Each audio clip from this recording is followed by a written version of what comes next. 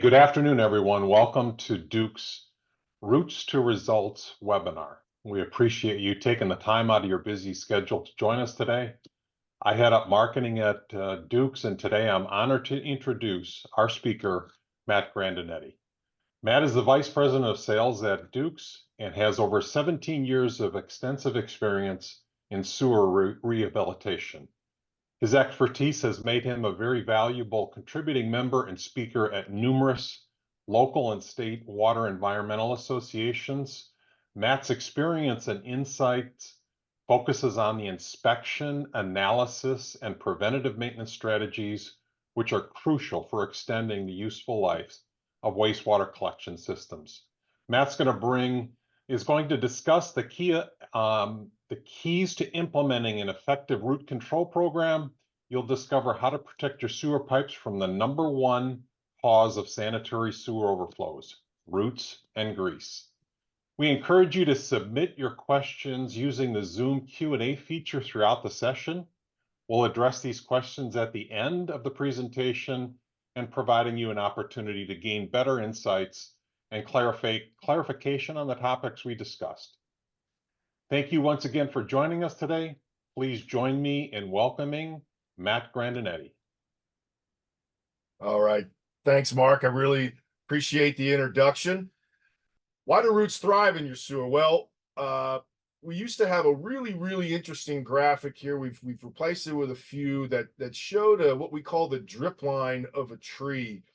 And in nature, those leaves that blossom and flourish on the tree, if left alone, they land at the bottom of the tree and they decay and feed nutrients down into the soil, and that root then feeds off of that. Well, in an urban environment, that doesn't really happen that way, right? We're blowing our lawns off. You've got leaf collection that comes by. We tend to pick all this stuff up. So a tree is always looking for another source of nutrient. Well, a sanitary sewer is the ideal growing environment. You've got an unlimited water supply. It's constant all the time, and that tree root finds that water supply because that pipe is typically passing water through that's a little bit warmer than the ground it's buried in, which causes that pipe to sweat. It condensates and emits what we call a vapor trail up through the soil. That tree will send out a microscopic root to help find those nutrients. It keys in on that vapor trail and kind of says, "Hey, everybody, I got a good source of water and nutrients. Follow me." And you heard me talk earlier about that bell and spigot. Well, if you've got old clay pipe with the oakum worn out, or your gasket material is maybe not up to snuff, up to par what it used to be, that tree root will come in that pipe after it's wrapped itself all the way around. It comes into that joint, and now it's found the good stuff inside, right? And those roots can come into that pipe in the size of a pinhead. So you're talking a really small opening. And once they get in, they balloon. They've got an excellent source of nutrients. They've got some good water inside. They've got a constant air supply. And the last thing that they really need to help exacerbate that growth is what we do typically and historically from a preventative maintenance side, which is cut and we prune, and we go in there, we jet those roots out, we either mechanically cut them or we hydraulically clean them, and all that does is act as a pruning mechanism to accelerate that growth. So what used to be maybe a pipe that you'd have to hit once a year, you'll tend to see it you need to get back there about every 6 months, and then 3 months, and then all of a sudden you're jetting one day and you're pulling back pieces of clay pipe because that tree root has gotten so big and so bad that it's now decided that it's completely destroyed that clay pipe.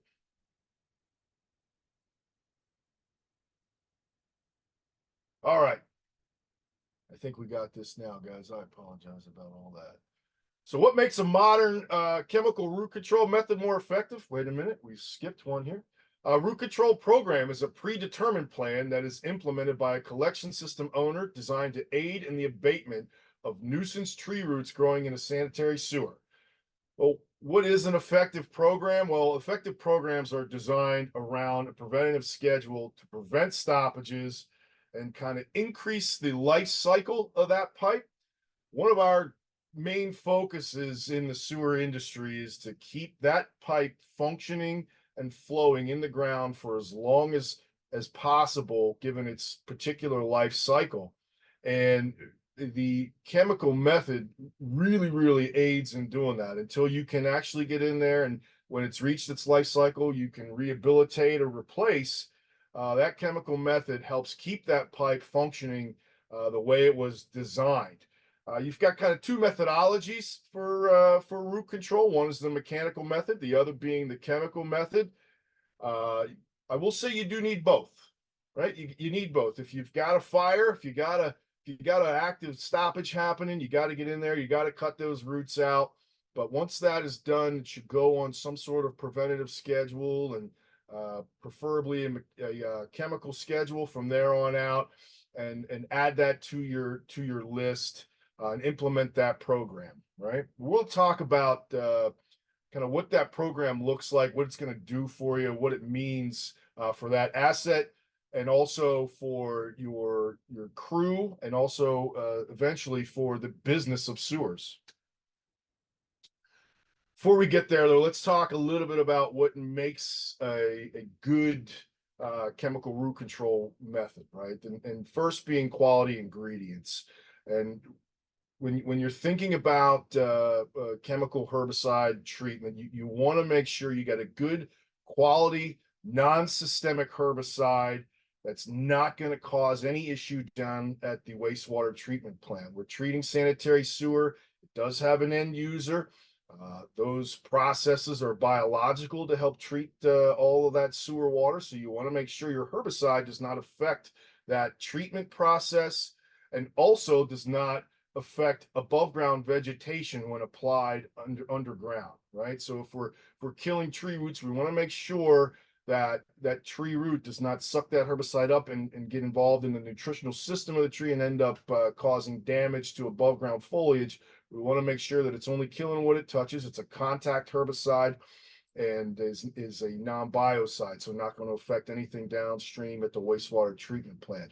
You also want to make sure that you've got a state-of-the-art a foam delivery system. Now, the reason you use foam is really two-pronged, right? You want a retention time, and I want you to think about foam in terms of a 5-gallon bucket full of ping pong balls, right? And those ping pong balls are that foam. It's a real sticky, dense foam, almost like a shaving cream consistency.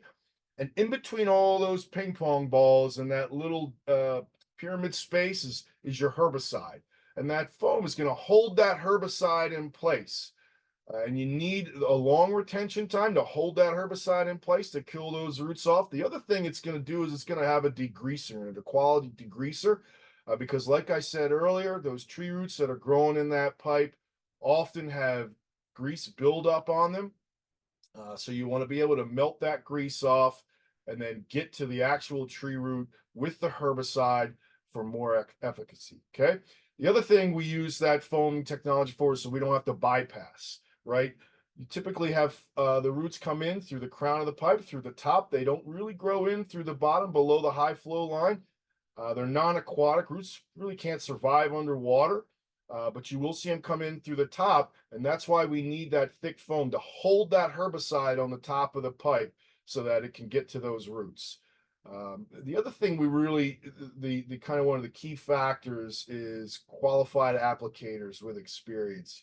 Applicators have got to be pesticide licensed. They have to be licensed applicators, not only with each one of their respective states, but they have to have the experience to deal with issues if they might arise out in the field. These are always challenging situations a lot of times where we're applying herbicide.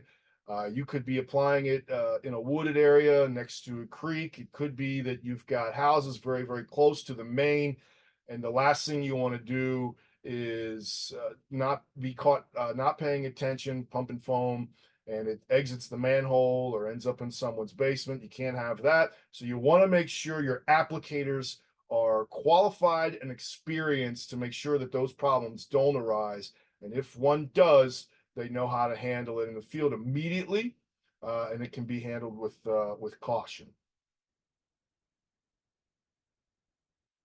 So you might be asking, yourself, well, where do I start with a root control program? I really don't even, I know I got to get on one, but I don't even know where to start. Well, first things first, you want to look at your historical data. Um, I'm sure you've got pipe in the past areas where you've had blockages, areas where you've responded to calls and you've gone out there, you've cleared it. Maybe you didn't TV it afterward, but as you were clearing it, you saw roots coming back in the manhole, and maybe it's on a hotspot list. Maybe you've got several sections that you've got to hit once a month, or they're going to be issues. That's a good starting point. You also want to take a look at your wooded easements. We've got a lot of pipe that runs through woods across this country. The quickest way to point A and B sometimes is a straight line, and sometimes that straight line takes you through a wooded area. And obviously, if you've got trees, you've got tree roots that are probably growing into that pipe. So that's one you really want to take into consideration. Also, lines on urban streets, suburban streets that have numerous house laterals. I mean, we've all seen that picture of suburban America with the sycamores lining either side of the street, and it looks so pretty with the white picket fences. Well, you've got a lot of lateral connections coming in there, and those tree roots will get into that lateral and grow down into the main 9 times out of 10, and it'll cause you problems there. So you want to look at those. Pipe material, you heard me mention the bell and spigot earlier, that old clay pipe. That's one that if you've got old clay sections, or Orangeburg, if you're unfortunate enough to have some of that, you want to take a look at those sections. And then age of your sewer is key also. You've got aging pipe. Maybe you don't know what the material is, but it was put in 45 years ago, which would assume that it's probably not PVC at this point. So you could take a look at some of those sections. What can you expect with a chemical root control program? Well, first and foremost, you could look for a reduction in sewer stoppages of about 80 to 95%, and that's kind of at the top. That's what we want to see, right? We want to eliminate those sewer stoppages. You also experience a reduction in related off-hour sewer calls. So I'll speak a little bit to the holidays, and I've heard this story a million times in my tenure here at Duke's in my 17 years, and that is, we were all sitting around the Thanksgiving table, getting ready to start dinner, and my phone rings, and I had to go out and respond to a sewer call, or it tends to be 3 times, right? It's Thanksgiving, it's Christmas, and it's the Super Bowl. Oddly enough, those are really times where we tend to get those calls that the sewer is really impacted at those times with usage, and they're probably the most inopportune times. So we want to help reduce those as much as we possibly can. Stay home with your family. So also, less headaches because we're not responding to those things. A reduction in overtime related costs, which is what you'll see.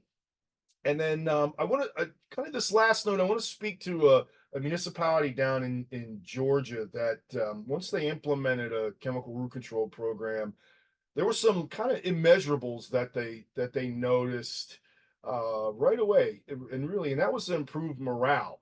They were able to go from a reactive program maintenance down there to a preventative program maintenance, and it allowed for more productivity from their crews. They were able to TV and clean in-house more, exponentially more, like 10 times. They were able to clear right-of-ways more to get to some of these hard to reach areas in those wooded easements, like I was talking about. And it was a shift. It was a shift in morale. It was a shift in the culture that happened around there. And that's only one example. I've seen it a bunch with folks that I have worked with, that culture tends to shift, and it's no longer showing up and having to deal with Mrs. Smith, who's upset because the sewer backed up in her basement again, or it's overflowing in someone's backyard, or running down the stream, and you've got to deal with the government.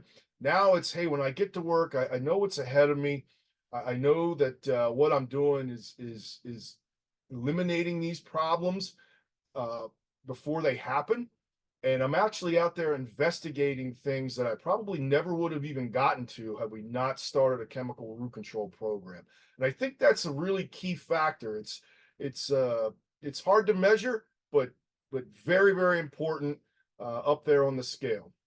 And then the other is future sustainability, and we'll get into a little bit about what that means and how that plays in on the next couple of slides here. Okay, so title of the whole webinar: Roots to Results. Well, what would be the results? Well, obviously a reduction in blockages and sanitary sewer overflows. That's first and foremost. It's a cost-effective solution, and it's gonna, like I said, it's gonna preserve that structural integrity of the pipe. And I get back to running that cutter down through that pipe. Yes, it works right now, but in 5 or 6 years, you're gonna have to dig that pipe up at some point and replace it. When really we could have, with the chemical method, we could have maintained that pipe for 30, 40 years without bothering to touch it, right? So it is a cost-effective solution to preserve. It's going to significantly increase the effectiveness of the scheduled maintenance, kind of like I talked to about that the Georgia thing, right? You'll be able to get out there and do scheduled maintenance as opposed to reactive, which is always important. That capacity assurance. Uh, I would hate to say any of us want to admit it, but I'm sure some of us have some I&I problems from time to time. And you want to make sure that if you do have an I&I problem, you've got the capacity in that pipe to be able to handle the extra flow. And if you've got roots and root masses choking that off, you won't be able to. So it fits into part of that capacity assurance, reduction in fines. Nobody wants the government knocking on their door that you've had X amount of spills and now you got to pay those fines for them. So that's a big one up front. And then future sustainability that we'll get into as well with this kind of back to the preserving the structural integrity of that pipe and ensuring that pipe is flowing and functional for as long as we can before we need to dig it up and replace it, its life cycle, right? So that future kind of sustainability benefit, let's talk a little bit about kind of what that means. We'll dig in a little bit deeper on that. So you heard me say earlier, part of our job in this industry is to make sure that the assets that we're given right now, that we have in hand right now, stay functioning in the ground for as long as we possibly can before they reach the end of their life cycle. Once they reach the end of their life cycle, we've got to replace it.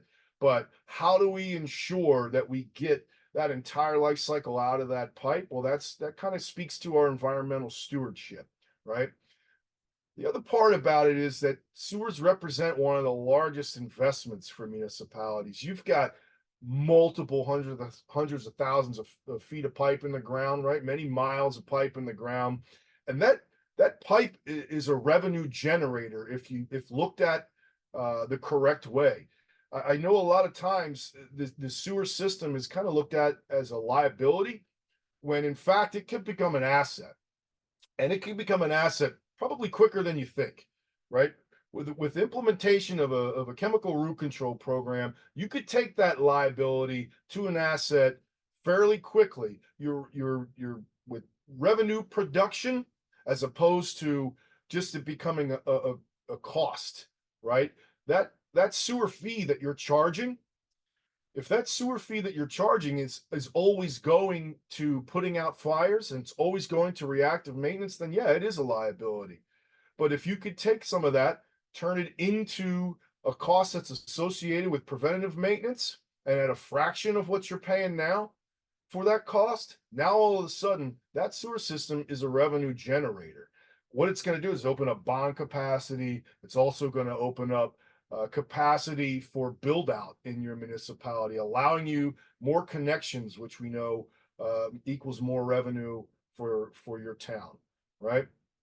Also, it's a return on investment. We're gonna talk a little bit about that return on investment on the next slide, what that looks like, right? And then also we have a tool that we've developed to help kind of showcase that. But last but not least, it's really it's gonna help you retain that asset value, right? And sustain a level of service for your community that maybe you're not able to reach right now. So let's get into this, a little bit of this this return on investment, this ROI calculator. I want to point out the bottom left hand of your screen, there's a QR code down there. That QR code will take you to the website, www.dukes.com. Going to ask you for just a real quick little bit of information so that a salesperson in your area can reach out to you and walk you through this ROI calculator. This ROI calculator we've developed over our 45 plus years of service in the industry. It's a national average. We've polled our client base of over 35 municipalities across the country to gather this information to showcase how implementing a root control program, a chemical root control program over an in-house reactive maintenance program can help save you money. So if you're looking to start a program and you don't know how, we've talked about that kind of in the previous couple of slides, but this is also if you're looking to start a program and you need to kind of sell it to maybe some board member folks or some high level folks. This is a way of presenting it and showing that return on investment. Now, conversely, if you've got a root control program in-house and it's firing on all cylinders, but you've decided, you know what, if we expand our program, we'll really save some money. This ROI calculator will help you kind of recognize that as well. So, like I said, QR reader. If you want to click on that, it'll take you to the website. Fill out a little contact form, and you'll be contacted by one of your local reps to walk you through this ROI calculator, answer any questions that you might have, and then we'll go from there. But at this point, I'll kick it back to Mark Nybor, because, like I said, I know time is the most valuable asset we have, and I don't want to take too much of it. So, Mark, back to you. Thank you, Matt. Before we address the questions that were submitted, I'd like to introduce you to another member of the Dukes team, and that is Tom Edwards. Tom is the Pacific and Rockies regional manager for Dukes, and he's been with the company for over 25 years and has well over 40 years of industry experience. He is the corporate pesticide application trainer for Dukes, and regularly speaks at applicator training sessions. Tom's a licensed pesticide applicator. Tom is licensed as a qualified pesticide applicator and a pest control advisor in the state of California. That is a full mouthful. For 26 years, Tom has been a member and a volunteer of the California Water Environmental Association, and want to welcome Tom to assist as we address some of the questions you've submitted. And also, if you have come up with a question that you'd also like to raise, we would ask you to raise your hand, and then we'll take you off mute, and then also ask you to address that question. So I'll start with one of the questions that was asked during the presentation, Matt, which is, what is 1717? Tom, you want to answer that one? I don't know the answer to that. I asked the question because it was on your first slide, something about 1717, and I'm not familiar with it. 1717 is just a nutrient supply that's typically found in sewer waters. Oh, okay. So it's like that's a very dumbed down version without kind of getting into the nuts and bolts of what that is. But yeah, it's okay. It's a fertilizer formula. Basically. Yeah. Okay. Yep. So we have any questions? Tom, you had an interesting question earlier about chemical makeup of right. Yeah. It's, I know there's several different chemicals out there, and can the audience might be interested in knowing what their options are in terms of chemical that they have that they can legally apply. Yeah. So Duke's Duke's has a proprietary herbicide called Razor Rooter, which is a diquat dibromide based chemical.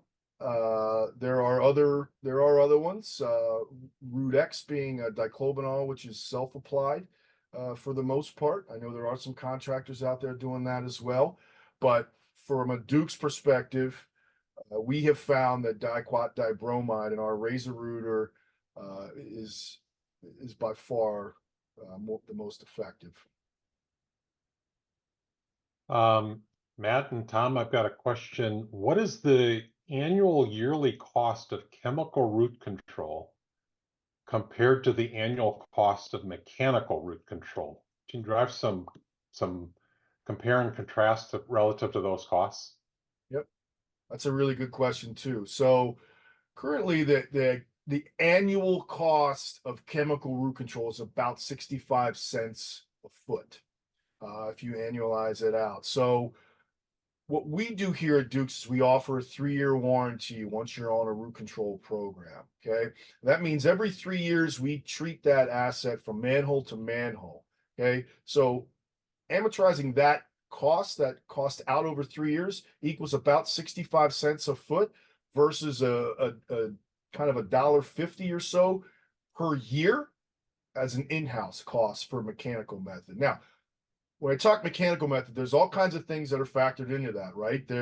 You've got typically 2 people with a jet truck, with a camera truck, with hose reels.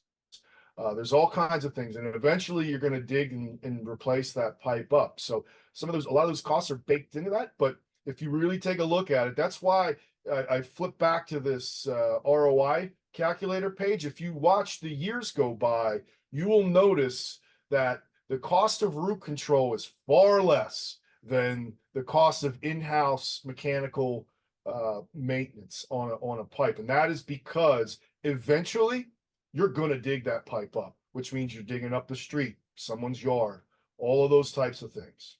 It's a good question. Matt and Tom, I've got another one for 400. Actually, can I comment on that? Absolutely, Tom. For the person who posed that question, that we can help you with that. That's the purpose of this slide and this QR code is for you to contact us and let us come sit in your office and show you how that pencils out in terms of the cost of the root treatment using chemicals versus mechanical in your specific situation. Thanks, Tom. Guys, next question. For 400 foot length of main, would you apply root control at each end, or will the product be just as effective at 390 feet into the main as it is 1 foot into the main? How far into the laterals does it typically travel? Okay, another really good question. So we'll start with the first, which is the chemical as effective at 390 feet as it is at 1 foot? I think I heard that. That's the gist of the question, and that answer is yes. And I'll get to how we apply. So we will start. We don't need to access both ends. We can apply from one entry point. We will actually run that hose all the way down to the end, to the next manhole, turn our system on. We're actually overfilling the pipe full of foam. So to answer your second question, we're getting about 6 to 10 feet up that lateral. So we're handling those roots at the connection as well. But we've mathematically in the field, we've recognized the timing of which we apply the foam to the inside of the pipe. So we're overfilling that pipe. We're going into the joints to make sure that we're killing all of that root. We're going up the laterals. And then on the way back, we're also coating that manhole that we've entered in. Does that answer the question? Yeah, I think I can help out on that one too. The concentration of the chemical is the same because it is pre-mixed into a chemical mix tank. So that it's mixed 4.5 gallons, which is 3 gallons of razor rooter, 3 gallons of foam, 1.5 gallons of razor rooter, and the rest is water to make a 300-gallon tank. That is constant. With some chemicals, they're put into a bag and you flush the water through there. So what happens is that at the beginning of the treatment, you're getting a super high charge dose, and it peters out as you as that powdered chemical dissolves in the bag and is pulled along the pipe to the end. So that's why there's that feeling or that idea in people's heads. But ours is pre-mixed with it at one level of concentration. Thanks, Tom. Thanks, Tom. At this point in time, I don't see any other hands raised, and the questions that have been submitted have been answered.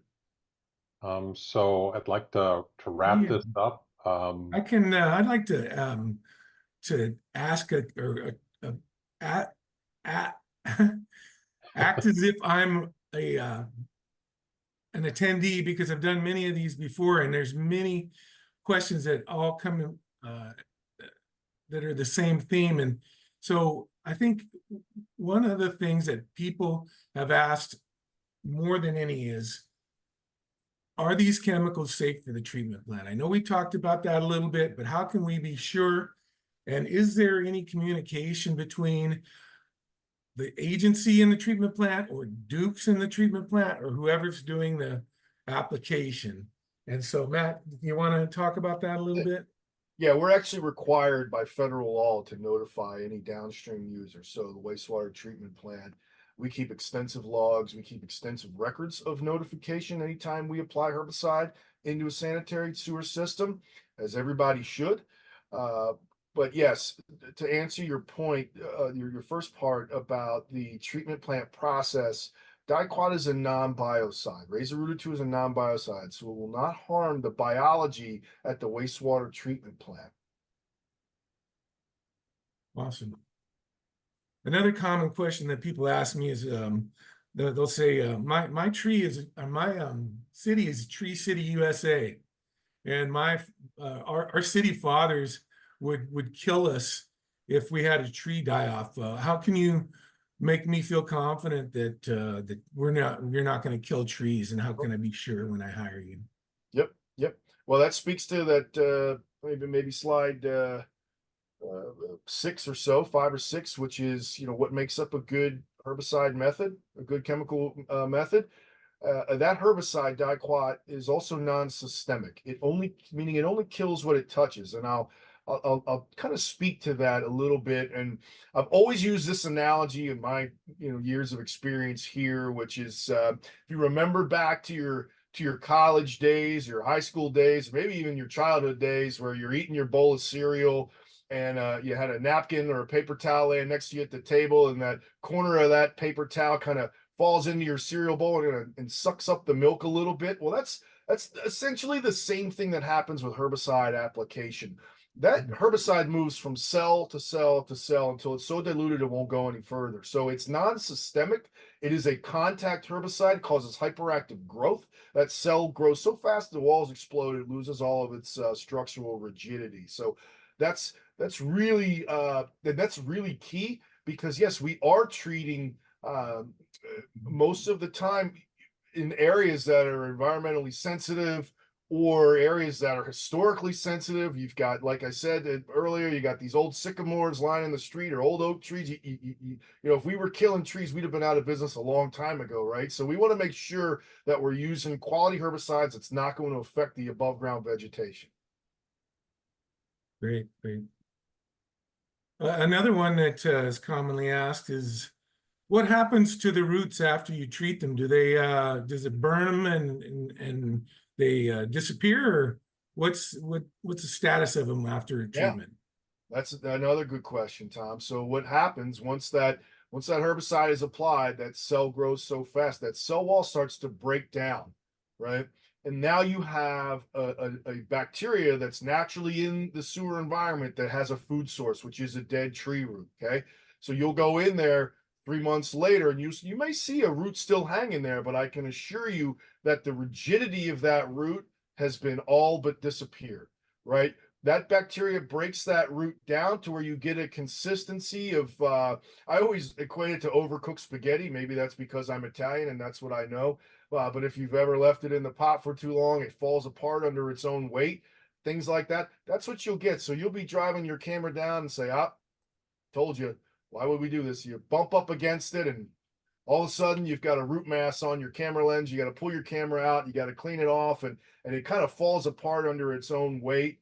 But what you're going to get, Tom, and this is a really key point when we talk about eliminating stoppages and SSOs, is you're going to have a root structure in there that will not be able to sustain any head pressure. So yes, while it might still be hanging in there, it's dead. And if something comes along and lays against it and it starts to build a modicum of head pressure from sewer behind it, that root will break off, slough off, release, and that blockage is freed and the flow will continue on. Ooh. Matt and Tom, we had another question that came in while you guys were talking, which is how do you keep records of the pipes that have been treated? Tom, why don't you want to field that one? So yeah, we use our own computer system where we log the pipes that are treated. We make note of the distance, the diameter, the amount of foam that we use, the weather, all sorts of things. And that goes into these tablets that we're using on the job. That gets uploaded to our system, which is called URL. And URL now stores those records. They're usually stored as a CSV file. And those records are provided to each customer at the end of the project, or it can be provided during the middle of the project. We have some people that every day they would like to have those reports emailed to them, or we send them as part of the invoice package at the end of the project. And so that's how those records are maintained. We keep those records forever, and we track those records to make sure that you're notified when your warranties are coming to expire. So your representative and the client support team together monitors those and says, oh, here's a 3-year job coming up for the city of Denver, Colorado. So let's send them a letter telling them that if they retreat these pipes, you get a 3-year warranty, and you have X amount of time to do it. And here's the list of pipes. Please look at them and make sure they're all pipes you want to have treated. Add any if you want to add, or take any off that have been rehabilitated. Thanks, Tom. I've also got another late one coming in here. If you're not familiar with where exactly the roots are or don't know, do you guys survey the city sewer system as a whole and identify them? We most certainly can.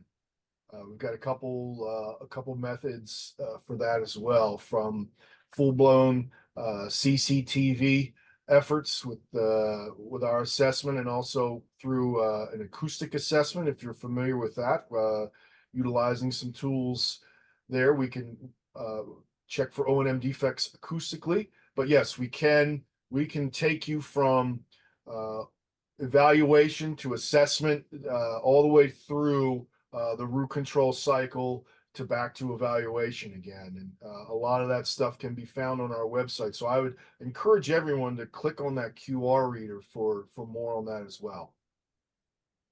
Thank you, Matt. So I think important to know that we only treat full lengths of pipe. So if you're asking, the question sounded like maybe there was some